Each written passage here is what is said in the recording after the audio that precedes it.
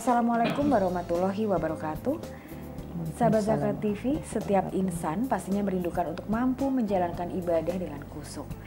Dan untuk mencapai khusyukannya tentu dibutuhkan sebuah kenyamanan. Di tengah kita telah hadir Mbak Zahra Zulaika. Ya. Mbak Zahra Zulaika ini adalah pemilik Samara Barokah Wisata Travel yang khusus untuk memberangkatkan jamaah haji dan umroh. untuk haji dan umroh. Iya. Mbak, tadi kita bicara ya bahwa soal ibadah itu semua mengidamkan kekhusyukan, dan Betul. kekhusyukan itu sebenarnya juga didukung oleh rasa aman dan nyaman. Betul. Gitu ya. Iya. Nah, kalau misalnya kita belum bicara soal bisnis yang dijalankan oleh Mbak Zahra, tapi melihat bahwa memang itu adalah tuntutan dari setiap insan. Iya. Menurut pandangan Mbak Zahra sendiri bagaimana? Sebenarnya kekhusyukan itu kita lihat dari apakah jamaah itu melihat ibadah itu untuk apa sih? Oke. Karena ibadah umroh itu Jadi niat awal ya? niat awalnya gitu. Jadi niat awal jamaah itu mau berangkat ke Baitullah Mekah bermacam-macam. Ada yang untuk full ibadah karena Allah, ada yang niatnya full untuk jalan-jalan dan lain-lainnya gitu. Tapi kekhusyukan itu kita lihat dari apakah kita ibadahnya itu sesuai dengan Al-Quran dan hadis atau tidak gitu. Nah, disinilah Samara membuka usaha ini untuk memberangkatkan jamaah haji dan umroh sesuai dengan sunnah Rasulullah Sallallahu Alaihi Wasallam. Jadi jangan sampai di luar dari garis itu gitu. Apa itu sunnah? Sunnah itu berdasarkan apa ya ucapan perkataan Rasulullah itu yang kita kerjakan. Nah Mbak, sekarang bicara soal Samara Barokah, gitu ya. Ada apa sih di balik nama Samara? Ada cerita? Samara itu sebenarnya singkatan setiap kita menghadiri mempelai pernikahan ya. Samara ya gitu. Padahal singkatannya dari sakinah, mawaddah dan warahmah gitu. Nah, dari arti itu saya telaah satu-satu. Artinya sakinah apa? Artinya mawaddah apa, warahmah apa gitu. Ternyata bagus sekali artinya gitu. Kenapa tidak kita pakai gitu. Kebetulan saya juga sebelum terjun di bisnis travel ini, saya juga ada buka bisnis di properti. Itu Samara juga, Samara Townhouse. Ya udah, langsung aja disamakan. Jadi aja. Diteruskan ya, Betul, gitu. diteruskan. Karena itu gitu. nama adalah doa. Betul. Gitu. Sama dengan halnya kalau orang tua kita juga memberikan nama kita ya Mbak. Betul. Itu adalah doa baik yang bisa mengantarkan kita menjadi pribadi yang lebih baik. Iya, Dan insya betul. Allah juga usaha ini Insya juga Allah bisa lancar dan lancar. amanah, yang penting itu nomor satu. Amin. Mbak, sejak kapan sih sebenarnya usaha ini didirikan? Usaha ini didirikan tahun bulan Agustus 2012. 2012. Ya, Jadi, tepatnya 17 Agustus. 17 Agustus Iya, 2012. Jadi, ini Ini tahun kedua ya. tahun kedua ya. Ya, insya Allah tahun kedua. Dan di tahun pertama itu kami langsung memberangkatkan jamaah haji. Berapa jumlah? Alhamdulillah tanpa antrian gitu. Oke. Jadi langsung daftar, langsung berangkat gitu. Nah, insya Allah yang tahun 2013 ini kami juga buka pendaftaran untuk yang langsung berangkat. Dan kita doakan semua mudah-mudahan Amin, insya Allah. lancarnya sama dengan yang tahun pertama. Iya, betul. Nah Mbak, sekarang gini, awalnya gitu, ternyata kan Samara ini ada banyak usaha. Iya. Sebelum ada properti Iya. gitu ya. Apakah langsung untuk yang travel ini langsung untuk yang memberangkatkan ibadah umroh dan haji, atau sebelumnya juga pernah ada Mbak Zahra sendiri berkecimpung di dunia travel yang untuk umum begitu, wisata umum? Iya, sebelum saya buka travel haji dan umroh ini, saya ketemu dengan rekan saya, Ibu Rina Damayanti, itu di sebuah travel, jadi seperti MLM travel, saya tidak perlu sebutkan namanya. Di situ kita bertemu dan kita bercerita gitu kan. Sebenarnya apa sih kalau tur mancanegara aja kayaknya kurang deh gitu. Waktu itu untuk yang tur mancanegara berapa lama berdirinya? Hanya 6 bulan aja. 6 bulan. Ya. Oh, jadi berarti sekarang sudah tidak berjalan lagi? Sebenarnya masih, cuma saya sekarang lebih fokus ke haji dan umroh dulu ya, karena itu lebih penting, karena itu urusannya yang di atas.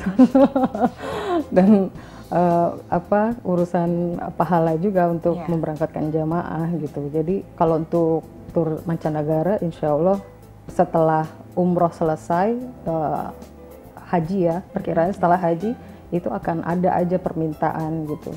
Jadi ya saya tidak istilahnya membelakangi yang tur mancanegara, tapi kalau ada permintaan kami layani gitu. Tapi yang sekarang fokusnya adalah memang di haji dan umroh. Ya. Mbak, kalau menurut data riset bahwa setiap tahun itu kan ada persentase kenaikan, kalau kita baca sekitar 400.000 rata-rata ya. Betul. Itu juga dari tahun sekitar 2009-2010. Pastinya sekarang ada kenaikan lagi. Iya, sangat drastis tahun ini. Nah, apakah fakta itu yang membuat Mbak Zahra bersama partner untuk akhirnya mendirikan, itu juga menjadi pertimbangan tersendiri untuk mendirikan travel agent ini? Salah satunya iya, tapi itu tidak terlalu inti buat kita.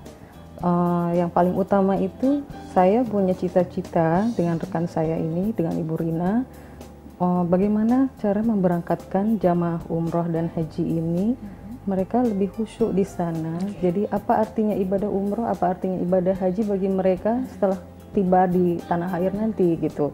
Apakah akan berkesinambungan dengan apa yang sudah mereka lakukan di tanah suci, misalnya menutup aurat, berpakaian berjilbab gitu kan biasanya sudah berumroh tiba di tanah air langsung bergaul lagi, membuka lagi auratnya gitu. Nah, saya inginnya, cita-cita saya bagaimana nanti kaum muslimat nanti yang berangkat ke tanah suci itu insya Allah akan berubah gitu, menjadi yang lebih baik gitu. Kalau begitu apa sih sebenarnya yang dibekali oleh Samara? Ini artinya tidak hanya sekedar mengantarkan para jemaah itu untuk beribadah, tapi pasti ada sesuatu, ada pesan atau ada kegiatan lain yang dilakukan? Ya, kita selain memudahkan memberangkatkan jamaah haji dan umroh, kita juga memberikan ilmu bagaimana cara umroh dan haji itu meneladani sunnah Rasulullah Sallallahu Alaihi Wasallam. Seperti apa? Kita ini kan selaku Muslim, kita kan mengikuti sesuai dengan Al-Quran dan Hadis, gitu ya. Jadi kalau bisa kita jangan keluar dari Al-Quran dan Hadis. Jadi apa yang dilakukan oleh Rasulullah, baik itu perkataan, perbuatan dan ucapannya, itu yang kita kerjakan, gitu. Karena akhlak Rasulullah itu sudah tertera di dalam Al-Quran, gitu. Jadi jangan ada keraguan lagi di dalamnya gitu ya. Insya Allah dengan moto sunnah meneladani Rasulullah, saya bisa memberangkatkan jamaah dengan ilmu yang syarat. Jadi tidak hanya terbatas berangkat umroh itu hanya jalan-jalan saja, hanya ibadah sholat saja, tidak gitu. Jadi apa artinya tawaf, apa artinya sa'i, apa artinya pengetahuan itu disosialisasikan juga oleh Samara kepada kita kan ada manasik ya, manasik haji dan umroh, dan alhamdulillah tempat manasik kita bukan di ruangan tertutup seperti biasanya gitu, misalnya di restoran atau di hotel, tapi saya mencari tempat manasik itu yang ada tempat prakteknya. Jadi seperti ada Ka'bahnya gitu, jadi nanti jamaah itu bisa melakukan praktek itu sudah mengerti nanti, oh bentuk Ka'bah kayak begini. Jadi gitu. Sudah bisa membayangkan. Betul, sudah membayangkan apa yang sudah dipraktekkan di tanah air ya, dan akan dipraktekkan di sana. Gitu. Mbak, pastinya banyak sekali yang bisa dibagi dari Samara itu Betul. untuk masyarakat, gitu ya, dan akhirnya tidak hanya melayani mereka untuk berangkat saja, tapi ada pengetahuan-pengetahuan. Dan itu sebenarnya adalah pengetahuan dasar ya, Iya. Kalau untuk nanti ke sana. Betul. Kita nanti akan ngobrol lebih banyak lagi ya Mbak di sesi berikutnya. Iya, baik. Sahabat Zakat TV, kita akan lanjutkan perbincangan menarik kita dengan Mbak Zahra Zulaika saat lagi bersama kami di Suara Perempuan Muslimah.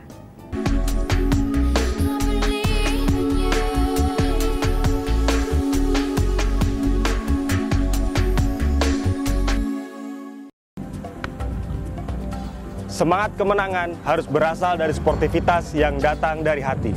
Saya Bambang Pamungkas, saya zakat di Dompet Duafa. Keluarga adalah sumber inspirasi saya. Kehangatannya datang dari hati.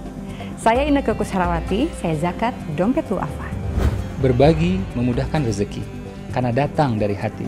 Saya Ipo Santosa, zakat di Dompet Duafa.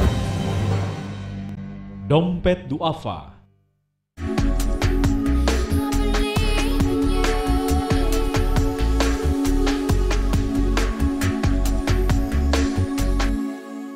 Sahabat Zakat TV, kita lanjutkan perbincangan kita dengan Mbak Zahra Zulaikha. Mbak Zahra, banyak sekali kasus yang masih sering terjadi dalam pelayanan terhadap mereka dalam menjalankan ibadah umroh. Dan yang kita ingin tahu, apakah Mbak Zahra sendiri juga pernah mengalami hal yang sama?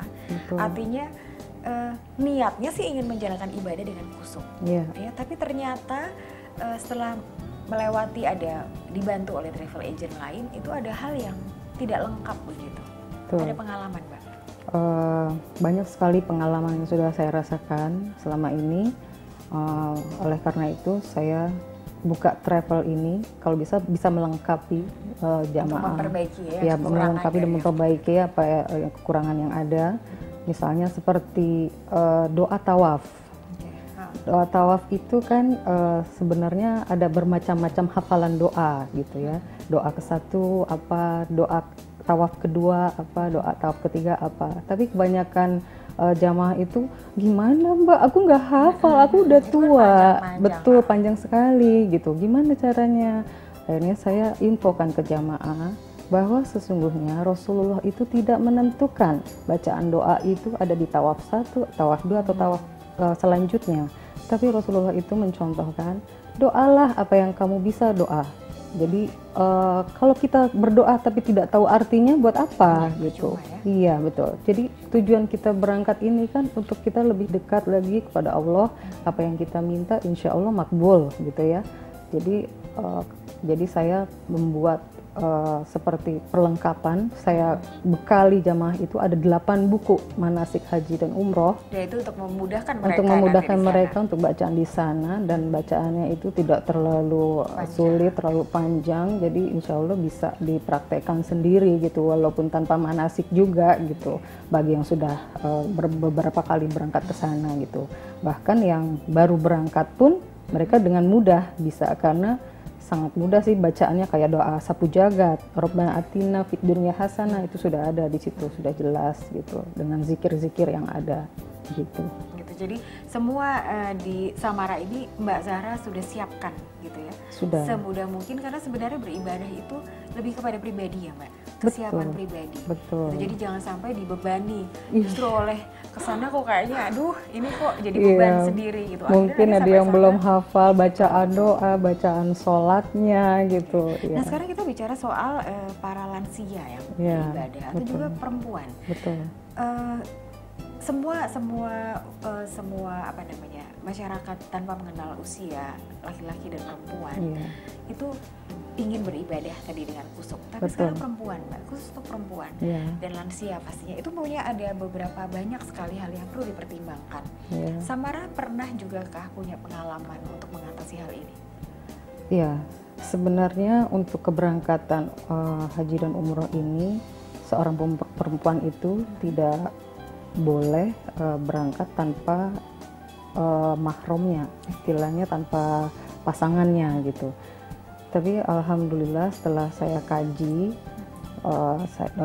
dari berbagai hadis, itu untuk keberangkatan misalnya ada satu pasangan gitu ya. Misalnya si istri ingin berangkat ibadah umroh, iya sudah siap, tapi yang laki-laki belum siap berangkat. Akhirnya si istri berangkat umroh. Terus ya alhamdulillah dengan kemudahan dari fasilitas yang ada, kita bisa memberangkatkan yaitu dengan biaya mahram gitu. Jadi ada biaya mahram tertentu.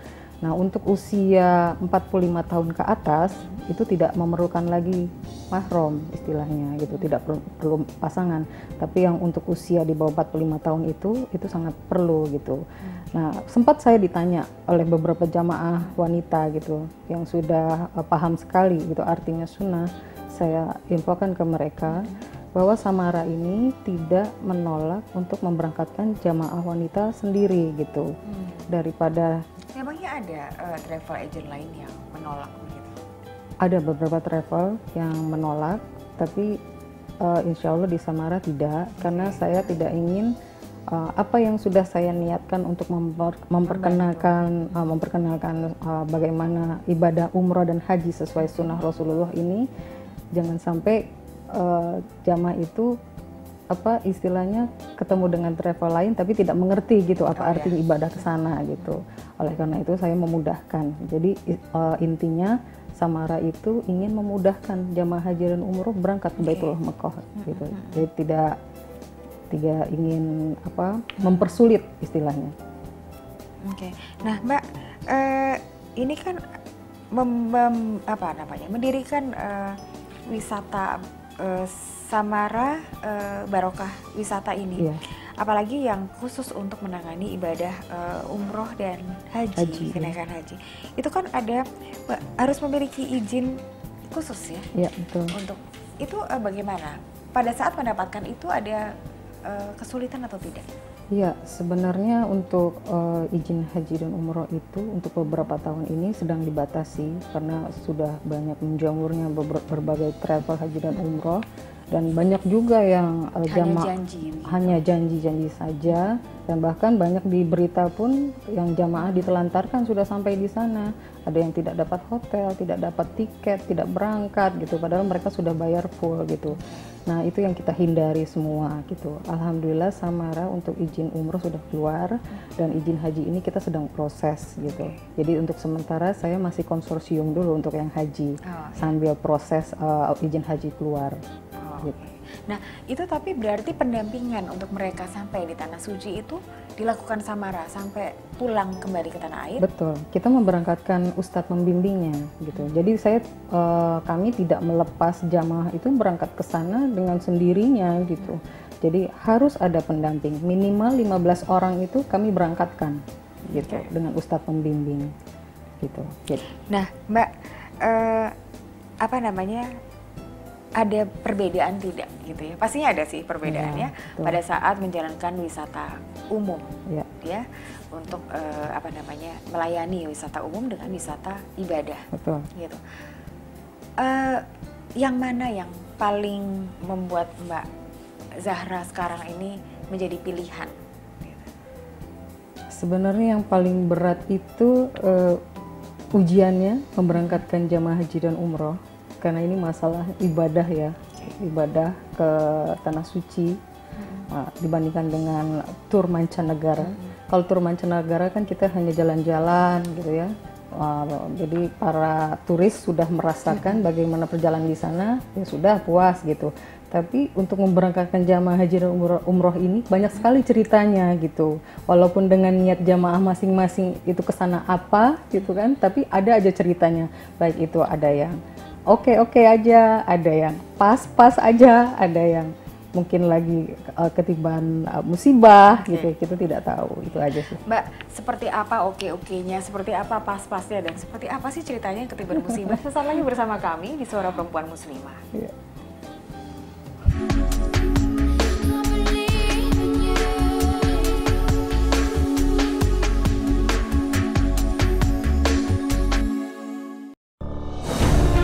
Ketika keindahan dunia merebak keselarasan, berbagi kemesraan.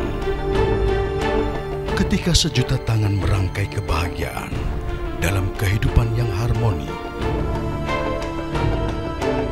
Ketika zakat Anda wujudkan indahnya dunia.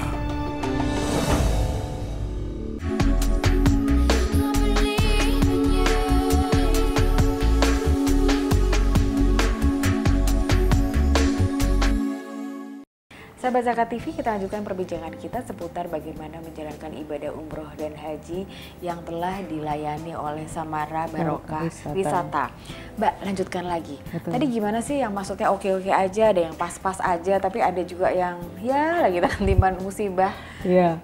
Kalau yang oke-oke aja, dia memberikan referensi kepada teman-temannya atau keluarganya, kerabatnya. Jadi dia akan balik lagi untuk ikut lagi insya Allah tahun depannya. Atau mungkin dia menginformasikan ke keluarganya, ini ada hajinya langsung berangkat gitu.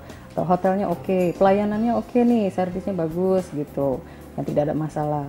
Nah kalau untuk yang pas-pas aja, no comment, ya mungkin yang dirasakan kok mungkin perjalanan di sana mungkin terlalu terlalu berat mungkin untuk terlalu dia. berat ya kan, atau mungkin untuk tahun ini memang dirasakan paling berat karena jamaahnya sangat penuh sekali dibandingkan tahun lalu gitu ya. Kemungkinan dari Ini untuk hajinya atau umroh? untuk umrohnya. Untuk umroh. Jadi jamaah umroh sekarang ini udah seperti haji.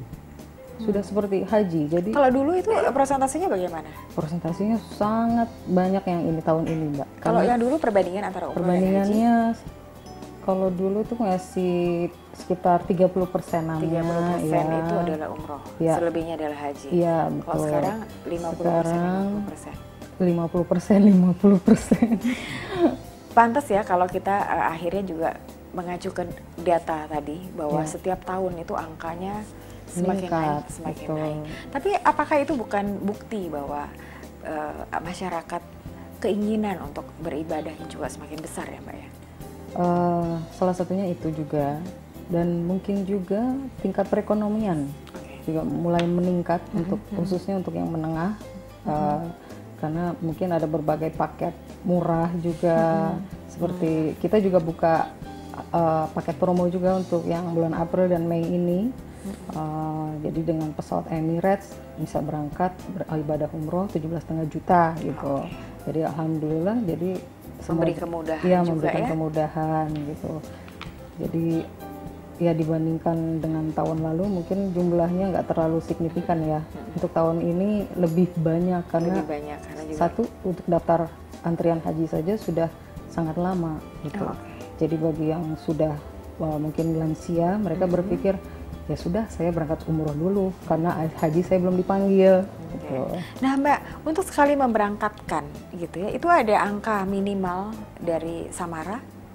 Ya, di Samara sendiri kami membatasi minimal 15 orang itu kita bisa berangkatkan dengan ustadz pembimbing. Itu untuk umroh? Untuk umroh. Karena saya tidak mau berangkat umroh itu tanpa didampingi dengan seorang ustadz gitu. Dan angka 15 itu setelah dipelajari apa lebih mereka lebih bisa terorganisir dengan baik atau lebih terorganisir, dan alhamdulillah jemaah lebih puas karena lebih banyak perhatian mungkin dari ustadz pembimbing. Lebih fokus ya Mbak? Lebih fokus gitu. Karena kalaupun lebih banyak juga, mereka kan juga akan akhirnya ibadahnya jadi yang mungkin agak ya ada yang kurang diperhatikan gitu kan. Sementara pastinya dari 15 itu juga masih ada yang baru, yang belum mengenal ya. Jadi betul. dia butuh sekali banyak bimbingan. Iya, betul. Nah Mbak, apa yang dirasakan oleh Mbak Zahra sebagai apa namanya yang memberikan fasilitasnya, membantu mereka untuk berangkat beribadah.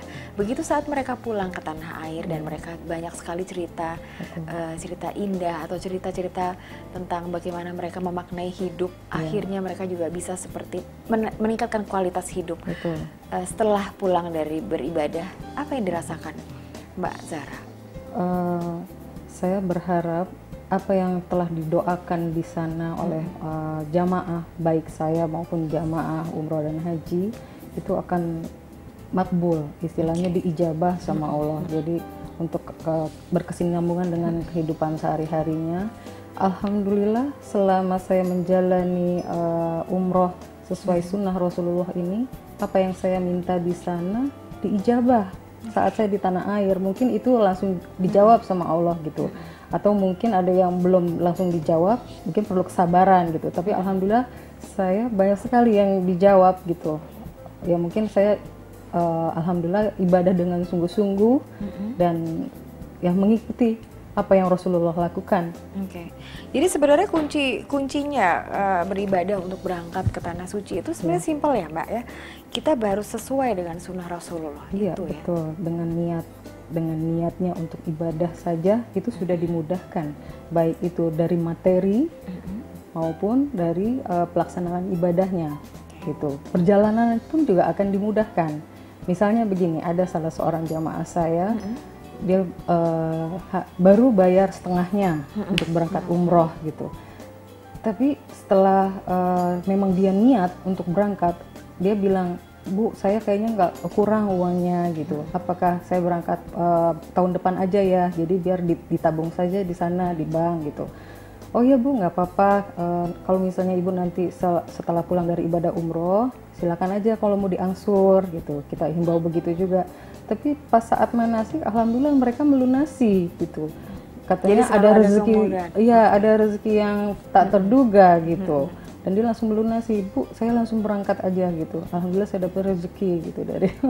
Tapi memang ya Mbak, ada banyak sekali yang bilang kalau kita bisa sabar Ya. dalam laku hidup kita gitu Ya. ya, dan kita pasrah Ya. dengan niat yang tulus itu tadi, pasti semua kemudahan itu akan terbuka. Ya pasti, Gitu. insya Allah. Itu Mbak, udah saya rasakan. Berikutnya dengan menjalankan sekali lagi bisnis ini, bagaimanapun ini juga bisnis kan, Betul. gitu.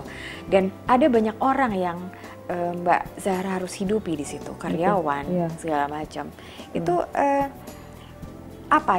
treatment seperti apa yang Mbak Zahra lakukan? Apakah sama dengan menjalankan bisnis-bisnis lainnya? Tidak, sebenarnya saya buka bisnis travel haji umroh ini tidak semata profit saja gitu. Profit perlu, tapi dakwah juga lebih perlu gitu. Jadi saya ingin bisnis ini bisnis sambil berdakwah gitu. Jadi ada profit, dakwah juga berjalan. Gitu. Nah Mbak, ada nggak terpikir untuk melebarkan usaha? Ya. Ada. Terpikir kita buka cabang. Mungkin Sudah ke dilakukan? daerah. Sudah mulai. Sudah mulai dilakukan. Sudah mulai. Untuk sementara ini saya buka di Bekasi dulu. Ya. Itu semacam anak perusahaan begitu atau cabang? Eh, Jadi sama dengan Samara. Semacam cabang, Wisata, ya. Jadi tapi pusatnya tetap di Jakarta di kantor kami untuk pembayaran, dan di sana hanya menerima pendaftaran aja, gitu supaya Mbak, tidak ada kesalahpahaman. Oke, Mbak, ada pertanyaan terakhir. Strategi apa sih yang Mbak Zahra pilih dalam menghadapi persaingan atau kompetitor? Karena pasti banyak sekali kan yang membuka usaha seperti ini. Strateginya yaitu tadi dengan servis yang memuaskan, dengan ilmu dalam memberangkatkan itu tidak hanya sekedar memberangkatkan, tapi dengan benar-benar dan sungguh-sungguh, dan yang paling penting sekali amanah, itu yang paling perlu gitu. Jangan sampai apa yang sudah diberikan kepercayaan yang telah diberikan oleh jamaah tapi kita salah gunakan gitu. Oke. Mbak, terima kasih sudah berbagi. Setidaknya para sahabat Zakat TV juga bisa lebih tahu bahwa kunci keberhasilan berbisnis adalah berbisnis tapi juga berdakwah. Iya, dan menjalankan sunnah Rasulullah. Iya. Sahabat Zakat TV, ingat sekali lagi pesan dari Mbak Zahra Zulaika, bagaimanapun juga berbisnis itu untuk mendatangkan profit perlu. Tapi yang lebih penting adalah berbisnis juga berdakwah, dan satu lagi kunci keberhasilannya adalah menjalankan sunnah Rasulullah. Sampai berjumpa kembali bersama saya Devi Permanasari di program Suara Perempuan Muslimah di episode selanjutnya dengan narasumber yang juga gak kalah menariknya. Wassalamualaikum warahmatullahi wabarakatuh. Waalaikumsalam warahmatullahi wabarakatuh. Alhamdulillah.